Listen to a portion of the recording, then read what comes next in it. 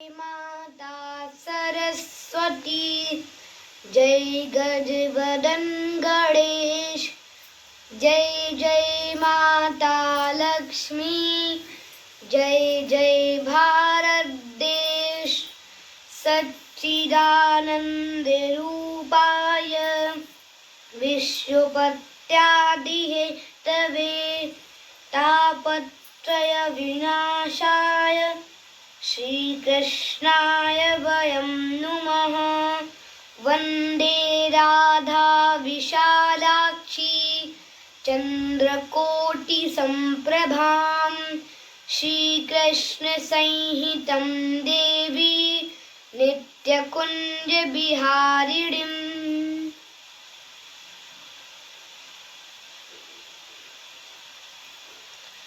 जय राधे जय रमण बिहारी, जय नंद नंदन जय हलधारी।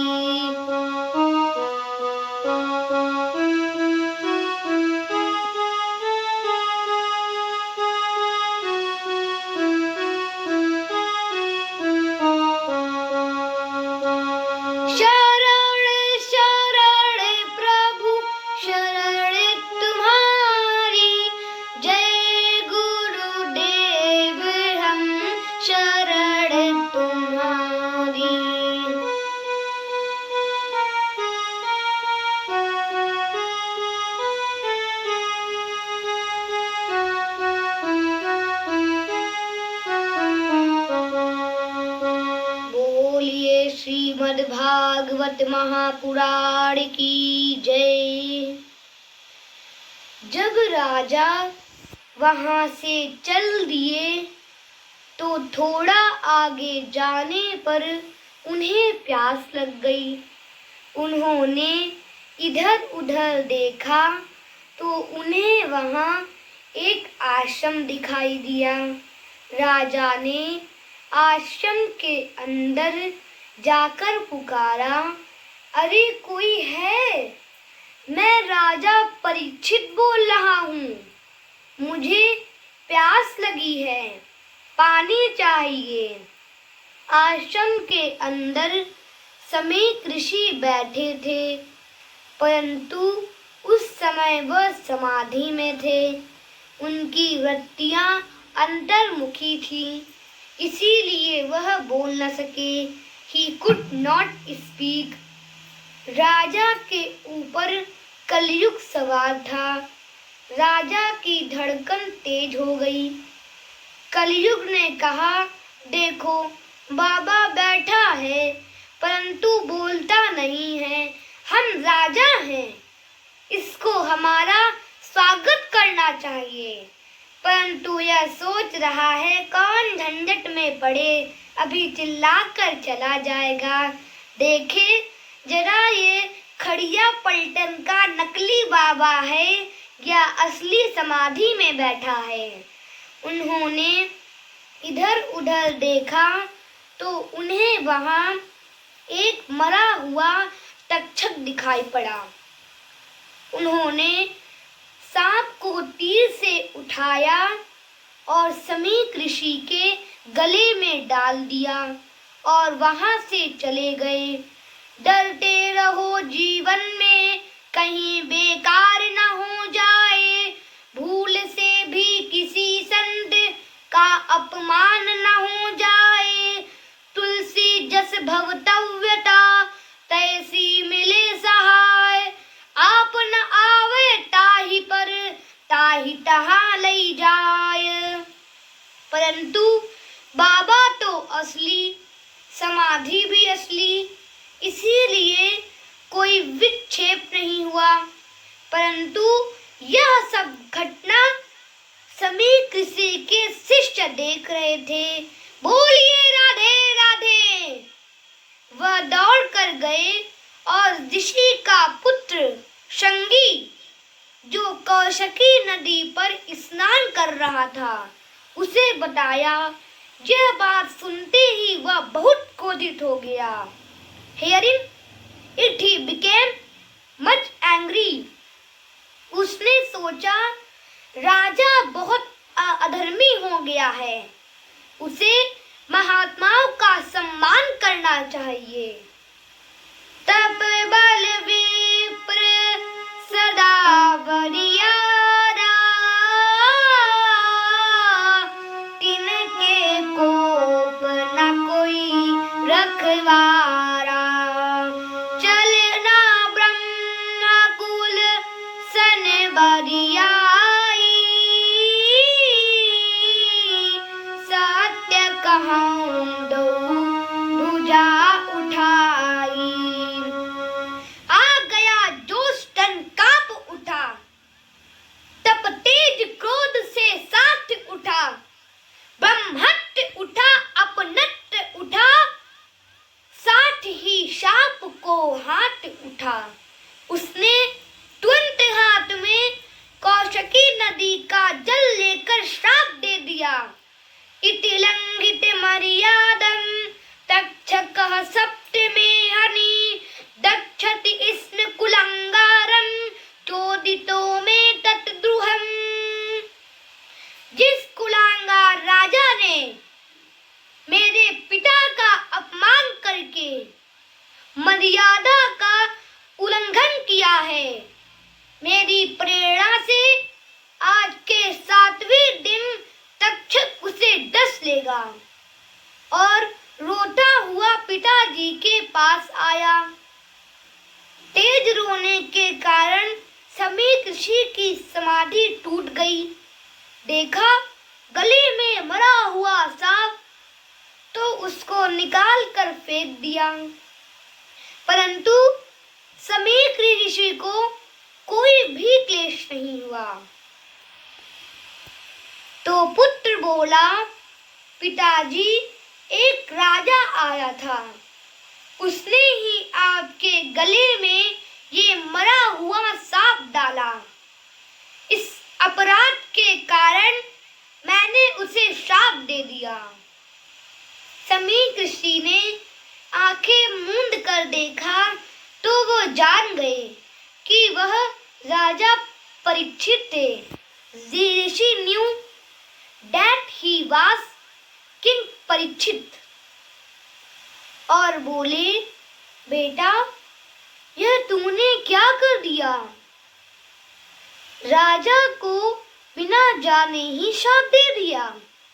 इसमें राजा परीक्षित का कोई दोष नहीं है। मूर्ख तुझे कुछ पता नहीं, यह फल है खल की संगति का। कलयुग की गूढ़ चाल है यह, ना समझो दोष परीक्षित का। तू जानता है इसके बाद जो राजा होंगे वह अधर्म करेंगे, धर्म नहीं मानेंगे, सब धर्म निरपेक्ष जाएगा। इसका फल तू भी भोगेगा। ओढ़ चादर सियासत की सो जाइए, स्वार्थ की भावनाओं में खो जाइए। धर्म से आचरण शुद्ध हो जाएगा, इसलिए धर्म निरपेक्ष हो जाइए।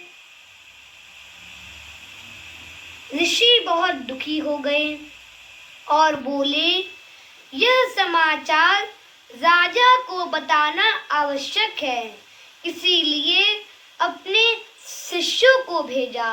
ऋषि send his pupil to the king और कहा, बता दो आज के 7वें दिन तक्षक उन्हें डस लेगा, इसलिए अपनी मुक्ति का कोई उपाय कर ले।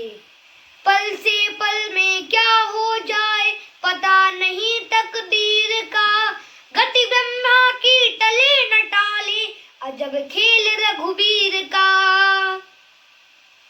और इधर जब राजा विष्णु रात महल में आए, मुकुट उतारा तो बुद्धि शुद्ध हो गई और बहुत दुखी होकर सोचने लगे, यह हमने क्या कर डाला?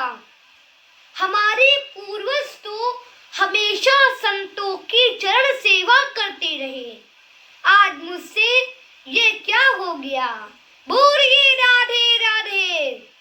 तब तक समीक ऋषि के शिष्यों ने आकर सब बातें बता दी। राजा ने ऋषि को प्रणाम करके कहा, उन्होंने श्राप नहीं दिया, वरदान दिया है। इस पाप के कारण तो मुझे आज ही मर जाना चाहिए। उन्होंने अनुग्रह करके 7 दिनों का अवसर प्रदान किया। राजा ने अपने पुत्र जन्मेजय को राज सिंहासन पर बैठा दिया और अपनी राजसी वेशभूषा त्याग कर शुकताल में गंगा तट पर आकर रेती में बैठ गए और आंख मूंदकर श्री कृष्ण का ध्यान करने लगे। तुलसी साथी विपत्ति के, विद्या विनय विवेक, साहस सुकृति सत्य वचन, राम भरोसो एक। और जब राजा परीक्षित ने आंखें खोली तो देखा सैकड़ों ऋषि संत महात्मा वहां एकत्र हो गए।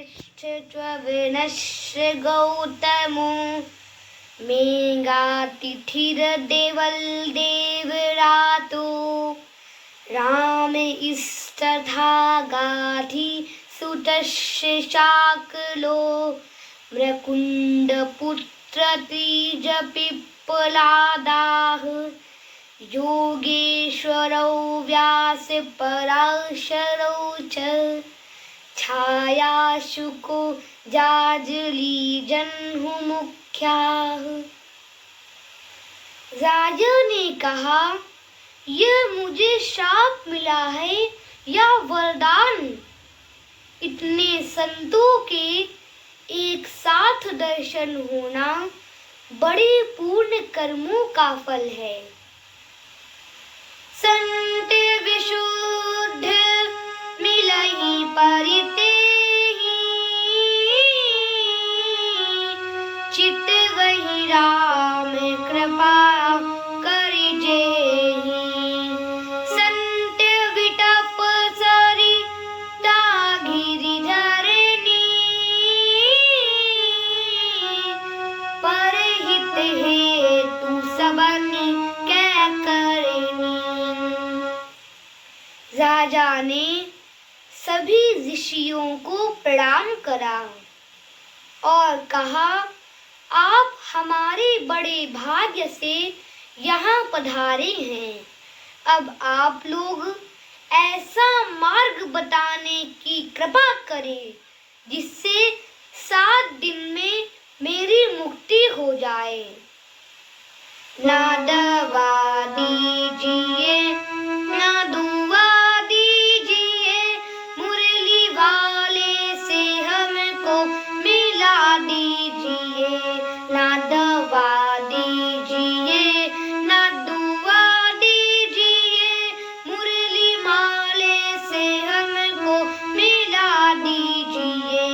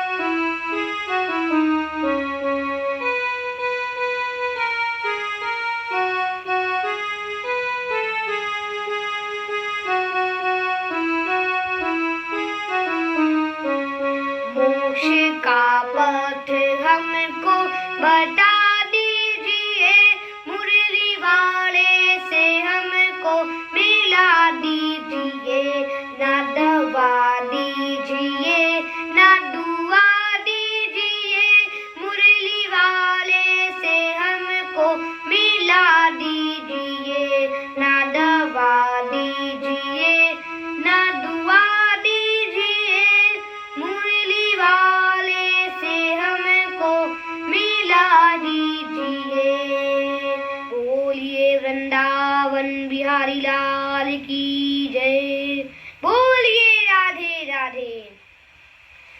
राजा प्रार्थना कर ही रहे हैं, इतने में 16 वर्षीय दिगंबर श्याम वर्ण कांति वाले, लंबी भुजा एवं घुंघराले बिखरे बाल, सुंदर मुखाकृति, चेहरे पर विचित्र आभा लिए हुए अवधूत भेषधारी श्री व्यास जी के पुत्र श्री सुखदेव जी पधारे।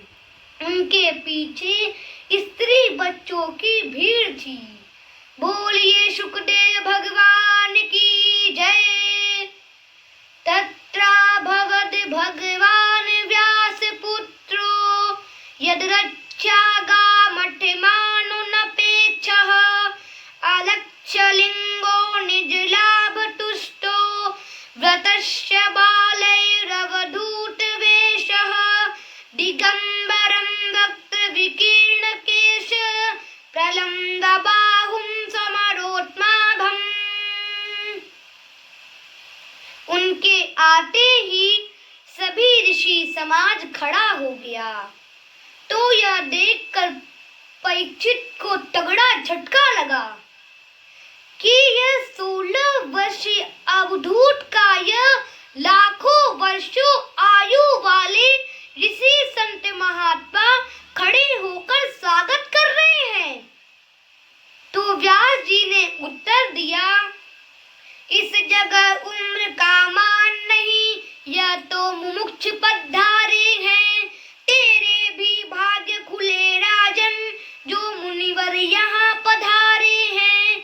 यह स्वागत इनका नहीं किया गया है आज, ज्ञान मार्ग में है यही हम सबके सिरताज।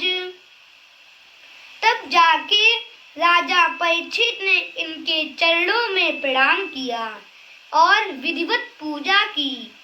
स विष्णुरातो अतिथय आगताय तस्मै सपराय शिरसा जहार। जब सुखदेव जी आसन पर विराजमान हो गए तो परीक्षित जी बोले, आप जैसे महात्माओं के स्मरण मात्र से ही गृहस्थों के घर पवित्र हो जाते हैं, तो फिर दर्शन, स्पर्श, पाद प्रक्षालन और आसन का सुअवसर मिले तो कहना ही क्या। ये शाम संस्मरणात् पुंसां सद्यः शुद्धयन्ति वैग्रहा, किं पुनर्दर्शन स्पर्श पाद शौचासनादिभिः। भगवान, आपका समय बहुत मूल्यवान है। Your time is very valuable. आप गोदोहन से अधिक समय कहीं नहीं ठहरते, इसीलिए मैं तुरंत जानना चाहता हूँ कि सर्वथा मरणासन्न व्यक्ति को क्या करना चाहिए। किसका भजन, किसका श्रवण, किसका जप। अतः पृच्छामि संसिद्धिं योगिनां परं गुरुं पुरुषस्येह यत्कार्य म्रियमाणस्य सर्वथा। हर्ष विभासे तन दशा भूलानि परे दंड इव गहि पद पानी। प्रेम विभसे मुख आग न बानी दशा देखी हर शे दिन ज्ञानी। अब देखिए, हम और आप यहाँ दोनों मरणासन्न व्यक्ति हैं, क्योंकि सबको तो 7 दिनों में बढ़ना है, क्योंकि 8वां दिन तो बनाया ही नहीं गया। तो आपको पता है सुखदेव जी इसका क्या उत्तर देते हैं? हम लोगों को ध्यान से सुनना चाहिए। We should listen carefully और उसका पालन करके जीवन का मोक्ष पद प्राप्त करना चाहिए। एक संत कहते हैं, भगवान ने परीक्षित की गर्भ अवस्था में ब्रह्मास्त्र से रक्षा करने के लिए अस्त्र का प्रयोग किया। जब उन पर वाणी का अस्त्र प्रयोग किया गया है तो वाणी से ही रक्षा करने के लिए भगवान बनकर स्वयं सुखदेव जी पधारे। बोलिए वृंदावन बिहारी लाल की जय, बोलिए राधे राधे। यहीं पर प्रथम स्कंद समाप्त होता है। शेष कथा अगले भाग में।